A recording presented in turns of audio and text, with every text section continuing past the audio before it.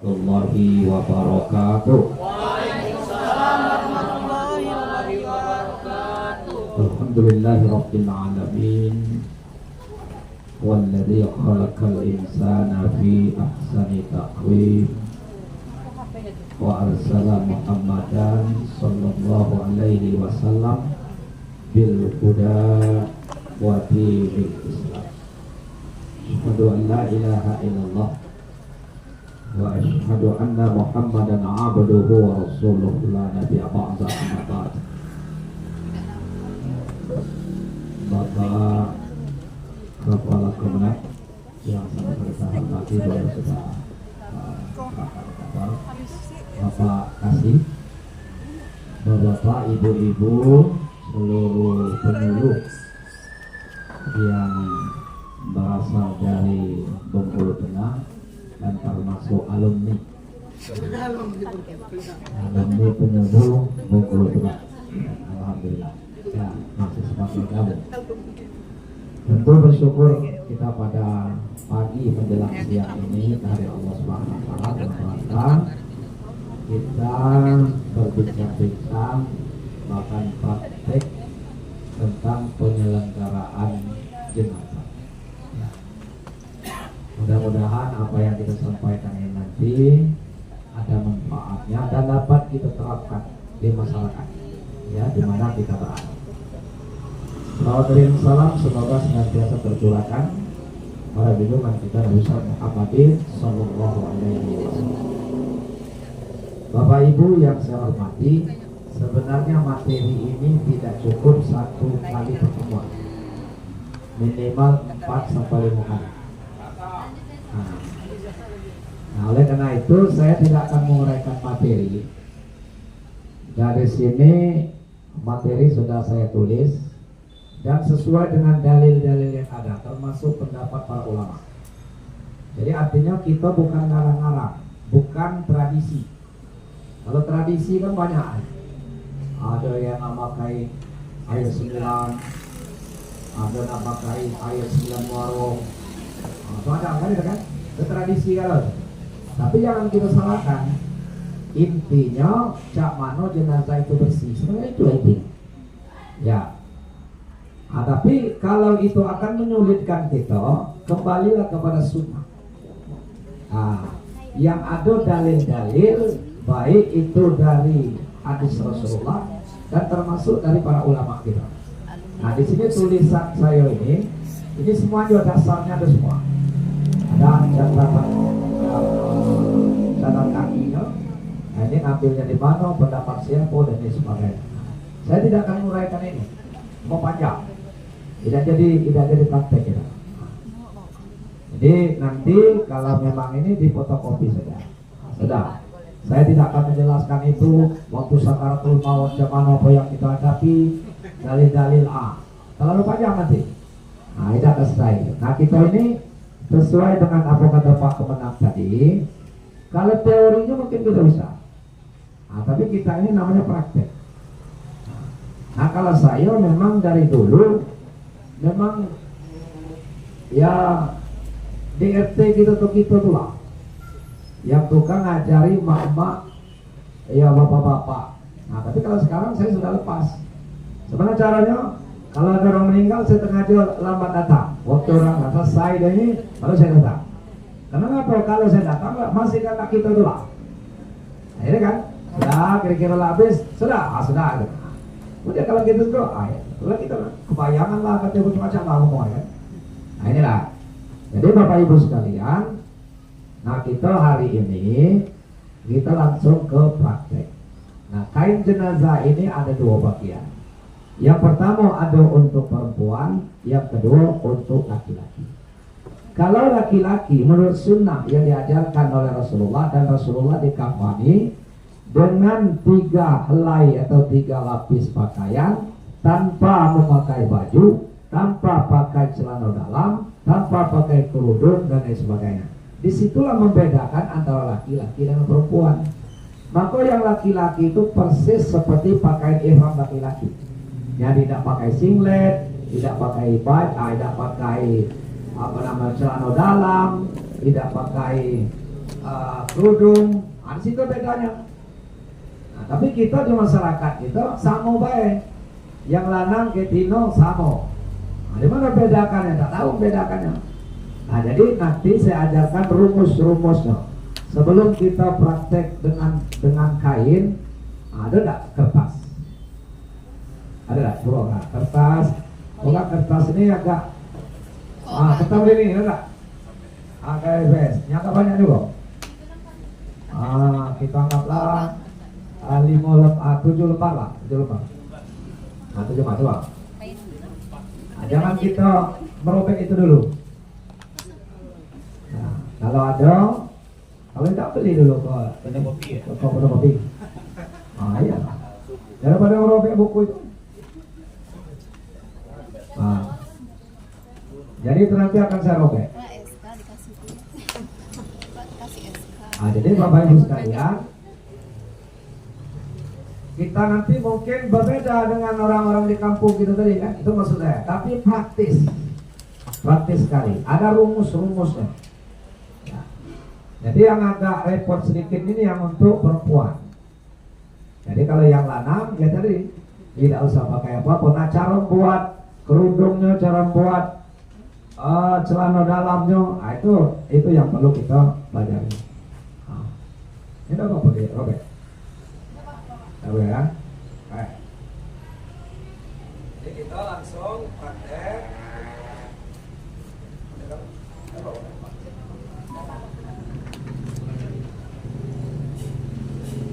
Jadi saya pamokan dia begini. Nah, ini kita anggap kalau kita yang perempuan dulu. 1, 2, 3, 4, 5. Kita menggunakan rumus 5. Kalau kita menggunakan rumus 4, berarti kain kafan harus dijahit. Kan? Sebab kain kafan ini tidak akan mungkin kita bisa membalut satu mayat, kecuali mayatnya tinggal tulang. Tidak mungkin.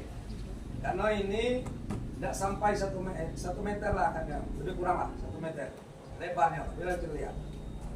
Nah, jadi ada caranya tanpa menggunakan jarum ataupun benang.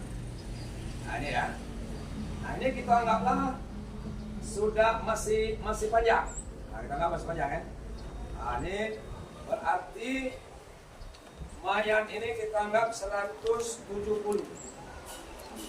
Ya, atau 160 atau 165 kira-kira. Maka untuk lebih aman kita bulatkan ukurnya 2 meter. Jadi 2 meter kain kafan tadi. Nah, ini.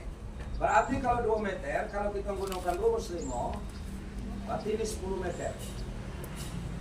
Maka kita beli ini sebenarnya ada kita yang menentukan, bukan orang tukang jual.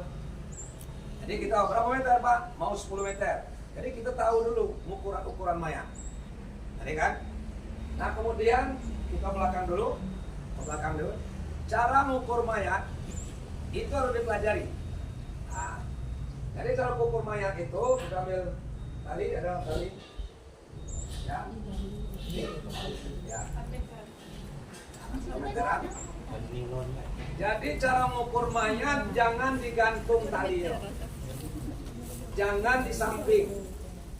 Nah, ini anggap mayat ini. Nah, ini kan. Banyak orang mengukur mayat ini pakai tali, digantung ini. Nah, gantungnya kan. Ada. Nah, boleh ya, lebih bagus. Nah, banyak orang mengukur mayat begini.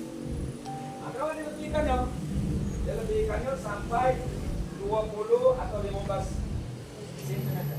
Jelas kan? Atau dari sini.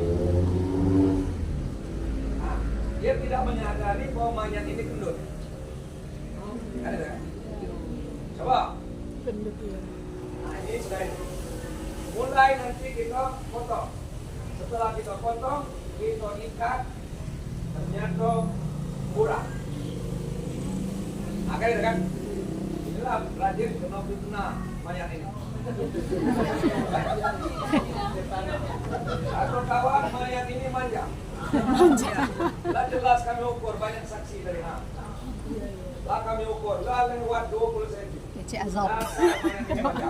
Mana mayat bukan manja, kita ngukurnya salah. Nah, kayak itu kan? Atau dari sini, tikarnya yang kita ukur.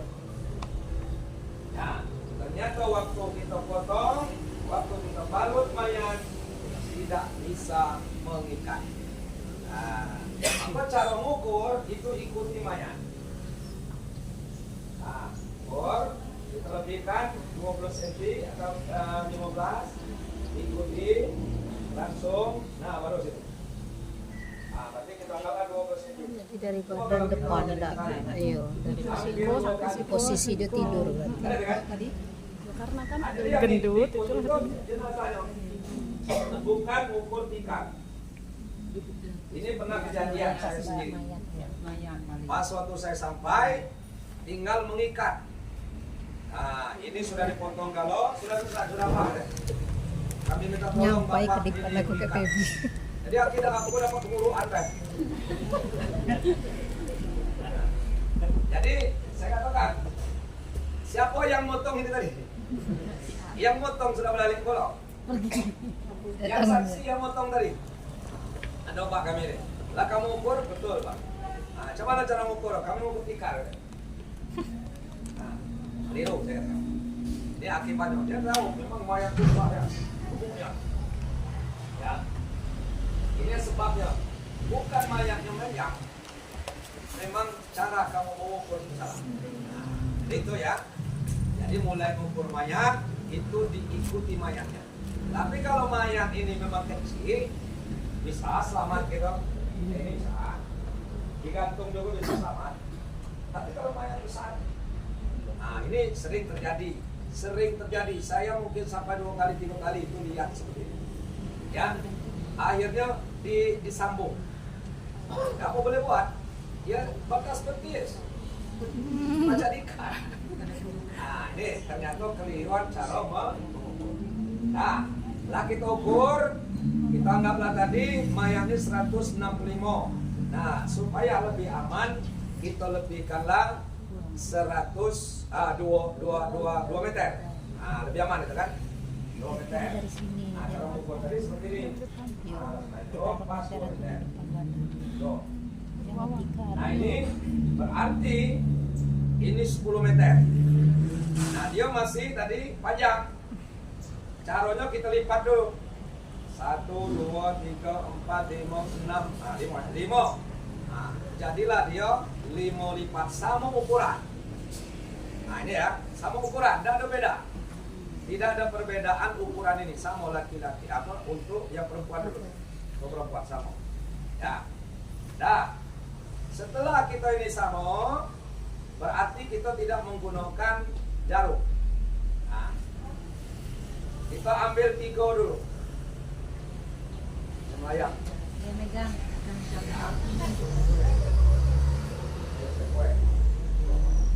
Ya. So, ini lembaran yang terbesar. Nah, coba cara masangnya begini. Nah, ini kan. Tapi syaratnya tadi ini dirobek dulu. Dirobek 6 cukup 3 yang kita robek. 1, 2, 3, 4, 5, 6. Jadi 3 lembar. Kita robek untuk tali.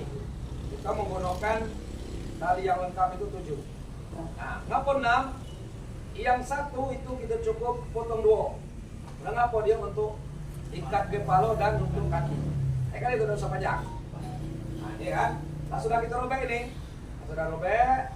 Ini robek, sini robek untuk tali. Nah, ini. Nah, karena mengatasi mayat tadi besar, tidak akan mungkin 1 lembar ini. Dan dijahit juga susah.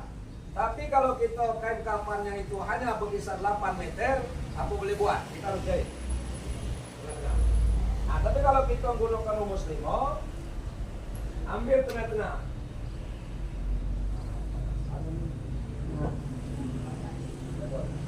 Nah, lembaran yang ketiga di tengah-tengah. Nah, ini kita hitung 1. Jadi mayatnya nanti di sini posisi.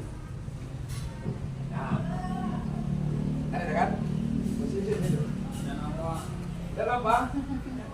Ya, ada ya. Nah, ini ada 2 lembar. Ada 2 lembar ini.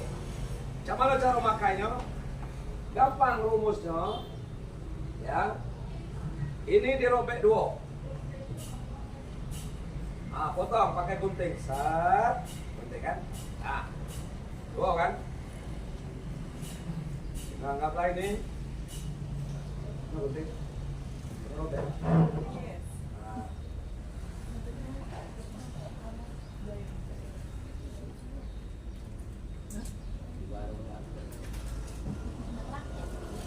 Ya. Ini tadi 2 meter kan? 2 meter kita robek, kita bagi 2. Berarti semeter.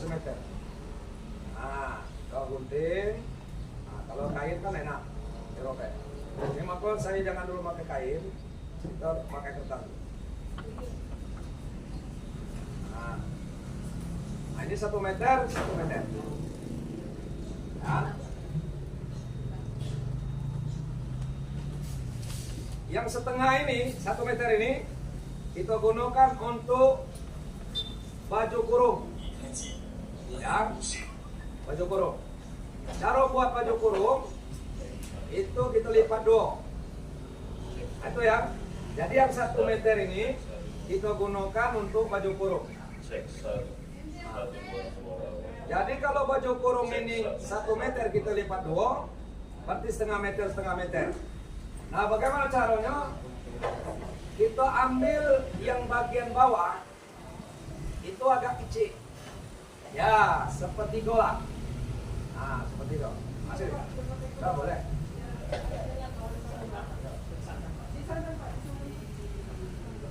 Pandang.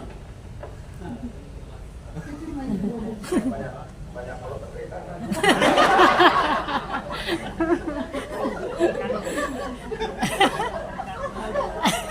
teringat saya nih, bimbing haji.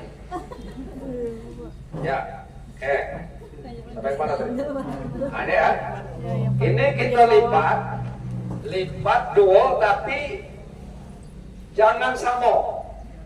Ya, jangan sama. Nah, ini dibuat sepertiga yang nanti di bawah kita lipat. Yang penting pas leher, jangan terlalu besar. Ini kita gunting. Jangan gunting, layak. Nah, ini ya, ini gunting. Nah, ini sudah ya. Oke. Jadi ini untuk baju kurung. Ini pasti di kepala tidak muat. Ya, maka kita gunting-gunting di sini. Nah, untuk menyelamatkan masuk kolong. Jangan terlalu besar, sehingga nanti pas seperti baju koko kita. Nah, ya. Nah, posisi yang ini, yang kecil ini itu di bawah. Nah, tadi kan sini nih. Dibangkallah kepalanya ke sini. Nah, ini baju kurung. Nah, kan posisi ini, nah, dulu kita nyemprot mayat dulu. Ya, sudah. Tadi ada 1 lembar lagi. Ini 1 meter. 1 meter lagi ya. 1 meter dibagi 2. Atur rumusnya. 1 meter ini dibagi 2 lagi. Nah, digunting. Berarti 1 meter bagi 2 setengah-setengah. Ya.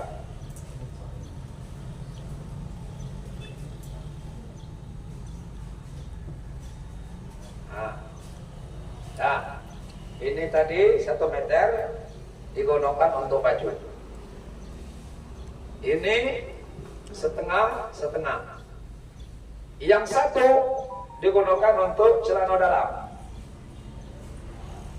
Nah, celana dalam atau serala namanya. Nah, cara buatnya digunting begini. Gunting. Nah, gunting lagi. Tidak putus. Boleh rapi, ini dibuang.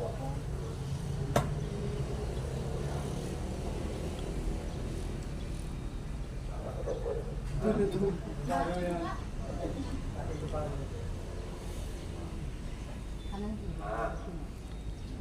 Oke. Ini sudah kan? Ini dipotong. Ini dipotong. Nah. Nanti ini dibuat tali. Jadi posisinya nanti kalau ini mayat kan ada ini nih. Nah, ini dimasukkan. Kalau ibu-ibu kenal itu nama kalau dulu kerito untuk bayi. Ini masih pakai kerito dah. Masih. Nah, ini pas dia masuk di sini pahanya, sini paha. Nah, jadi di sini pas masang seperti kerito ini bisa diikat. Jadi jadilah dia celana dalam. Ah ya. Oke. Oke.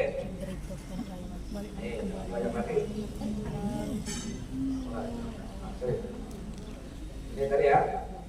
Yang ini satu ini untuk kerudung. Nah, cara buat kerudung ini karena dia setempat. Nah, pasanglah. Mungkin sistemnya begini. Artinya ini nanti dibuat kerudung. Jadi ibu-ibu lebih bisa untuk bagaimana cara membuat kerudung. Itu. Satu lembar ini paling besar.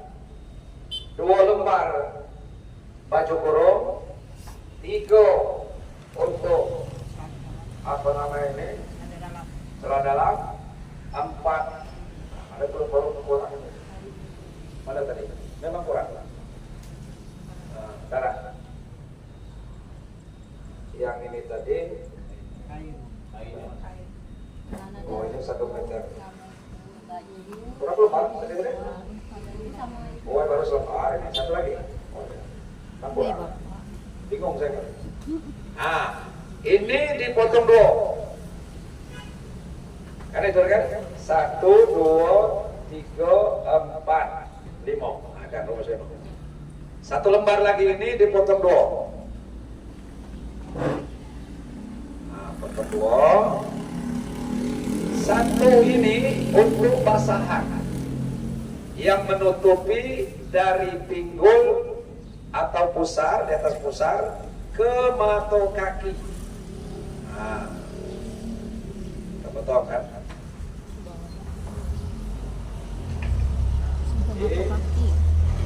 Ini masukkannya. Ini menutupi dari pusar sampai ke. Sedangkan ini 1 meter lagi nih. Inilah digunakan untuk sarung tangan yang mandikan. Tapi kalau kita nak beli ke apotek cukup boleh. Kalau tidak repot kan. Sarung tangan buatlah minimal 3 buah untuk yang mandikan. Kemudian lewat dari sapu tangan tadi itulah buat kompel-kompelan untuk membersihkan. Kalau kita tidak membeli dari apotek, kan itu kan? Apotek kan sudah banyak sekarang. Pencongkel apa telinga kan? Ada kan? Nah, kita buat kalau itu terserah cara membuatnya ini. Kita hitung ada 7 lubang. Ya. 1, 2, 3, 4, 5, 6, 7 mulut. Nah, enggak buat 3 boleh. Kalau 3 berarti 3 kali 7, 21. Ada kan? 21 lembar kita buat. Ini terserah tandanya mau digulung-gulung, terserah digulung. Kalau ini tandanya sebelah. Maka ini seperti apa lampan yang agak besar siapkan. Ini kan. Nah itu kita gulung-gulung lah itu. Artinya dari 7 ini tadi, 7 lembar mau 3 kita buat berarti 21. 21 ini kita gulung-gulung letakkan di tempat sudah siapkan. Tidak satu pun yang tersisa dari yang kita potong tadi. Jadi tidak usah bingung kita, hanya apa lagi. Nah kalau kita tidak pakai rumus ini, banyaklah orang yang cawatnya belum dibuat. Kain sudah habis. Basahannya tinggal, kain sudah habis. Karena kita tidak menggunakan rumus. Tapi kalau rumus yang kita pakai tadi itu sangat praktis. Jadi yang pertama kita ukur dulu mayat, berapa panjangnya, minimal mayat ini kan tidak begitu ini. Kita anggaplah orang-orang kita ini berkisar 165, 170 lah. Kita anggap 165. Jadi genapkan menjadi 2 meter. Akhirnya kan menjadi 2 meter. Kemudian dari 2 meter itu berarti kali 2 berarti 10 meter. 10 meter kita lipat dulu menjadi 5 lipat sama ukuran. Jangan dibedakan. Baru sama ukuran tadi kita ambil 3 untuk yang paling bawah, tapi digunting dulu pinggir, gunanya untuk mengikat. Cukup digunting itu 6.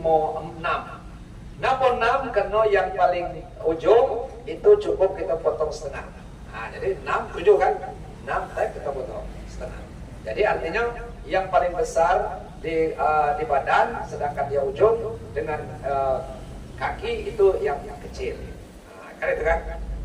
Baru tadi. Baru kita bentangkan yang paling lebar 3 lembar tadi. Dengan tidak usah pakai mesin ataupun pakai benang ataupun pakai jarum. Jadi kita pakai jahit. Tapi waktu kita ukur ternyata kain kapannya kurang, hanya 8 meter, maka terpaksa kita menggunakan rumus 4. Kalau rumus 4 kita harus pakai jahit. Kalau tidak berjahit nanti waktu kita gulung dia ikut. Memang tertutup di depan tapi belakang terbuka. Kan? Tapi kalau dia sudah di sini, kena posisi mayat nanti di sini dia. Waktu kita gulung, yang di bawah ini sudah kita ambil. Bersatulah dia. Pas kita gulung yang ujung, yang ini belum terambil juga. Sekuat apapun dia tidak akan mungkin terbuka di belakang. Ada kan? Tali tadi sudah kita pasang nih. 7 itu paling lengkap. Kalau 5 juga, kalau 3 itu kurang. Ada kan? Jadi 7 yang paling. Di ujung, kepala, leher, di sini, kemudian di pusar, kemudian di pinggang, kemudian di lutut, kemudian di sini, kemudian di ujung. Jadi dia 7 yang lebih sempurna. Tapi 5 juga boleh. Kalau 3 setelah saya praktekkan itu terlalu dikit. Ada ya. Jadi yang ini, yang 1 meter lagi ini, inilah kita gunakan. Yang inilah kita kalau tidak memakai jarum, nak buat sarung tangan tadi. Ada ya kan? Kenapa? Karena kalau kita mandikan mayat, jangan menyentuh mayat langsung. Ya, harus ada alas kaki tangan. Pertama kita pelapkan dengan lembut. Ada ya. Yang ini tadi sudah kita robek tadi, kita siapkan di tempat ini tadi. Ya, benar kapas dan lain sebagainya itu silakan kita siapkan. Ini ya. Baru ini sudah siap. Ini boleh kita gulung dulu, baru kita mandikan mayat. Kan itu kan? Mandikan mayat. Pondokan mayat Pak, ada yang mandi, ada yang tahlilan, itu tradisi. Mau silakan, jangan disalahkan, tapi tidak salah. Kan? Itu tradisi masing-masing. Di daerah masing-masing ada. Pas kita mandi, tahlilan. Kan? Kemudian habis mandi juga tahlilan habis. Ya silakan aja. Itu hanya tradisi, tidak ditemukan dari ajaran Rasulullah. Kan? Maka ia tidak makai silakan dipakai, tidak makai juga tidak masalah. Itu hanya tradisi. Baru kita mandikan mayat. Mandikan mayat di dalam buku yang saya tulis itu sudah lengkap semua. Ya. Jadi mandikan mayat ini dengan pakaian tertutup. Ya kan? Menurut Imam Syafi'i sama-sama pakaiannya. Kenapa Imam Syafi'i itu dia lebih berhati-hati, jangan sampai auratnya nampak. Jadi artinya kain-kainnya tadi, baju-bajunya tadi dialah jangan lepas. Tapi ternyata dalam kehidupan sehari-hari ini mempersulit. Nah maka rata-rata kita di masyarakat kita itu dilepaskan. Pas dia sudah meninggal, pakaian langsung dilepas. Bahwa kalau tidak, resikonya untuk melepaskan setelah dia kaku ini susah. Nah, jadi waktu dia meninggal langsung kita lepaskan. Maka waktu dia meninggal itu kita senam-senamkan tangan-tangannya, kaki-kakinya disenam-senamkan dulu supaya nanti dia tidak kaku. Pas walaupun dia sudah mayat ini sudah lama, dia lembut. Ya, jadi kita nak mandikannya oleh sekatan enak. Nah, ya kan? Jadi kita tidak usah cerita masalah nyiapkan air, sudah jelas. Air, sabun, dan sebagainya tersiapkan kan. Secukupnya. Nah, mandikan jenazah ini, kata Rasul, mandikanlah dengan 3 ganjil. 3, 5, 7. Ya. Nah, bagaimana cara mandikannya? Kata Rasul, ibda'na bimayaminiha. Mandikanlah mayat itu dengan mendahului anggota badannya yang sebelah kanan. Nah, itu rumus yang sudah ada dalam